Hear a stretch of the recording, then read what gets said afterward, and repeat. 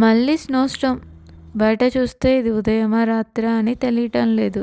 నిన్న సాయంత్రం నుంచి ఆగకుండా స్నో పడుతూనే ఉంది. స్కూల్‌కి టైం అవుతుందని పిల్లల్ని నిద్రలేపి రెడీ చేద్దామనుకున్నా. కానీ ఒకసారి వెదర్ చెక్ చేశా. చూస్తే వెదర్‌లో స్నో స్టార్మ్ అని వచ్చింది. స్కూల్ నుంచి ఏమీ మెసేజ్ రాలేదు. ఇంక సరే కదా! ఏం పంపిస్తాంలే పిల్లల్ని ఈ స్నో స్టార్మ్‌లో స్కూల్‌కి అనుకున్నా. లక్కీలీ స్కూల్ బసెస్ క్యాన్సిల్ అని మెసేజ్ వచ్చింది. ఈ బ్యాడ్ వెదర్ వల్ల స్కూల్స్ కూడా క్లోజ్ చేశామని మెసేజ్ వచ్చింది. ఎలాగో ఈరోజు పండగ కదా! కనుమ పండుగ. ఎలాగోలా హాలిడే వచ్చింది మంచిగా పిల్లలకి.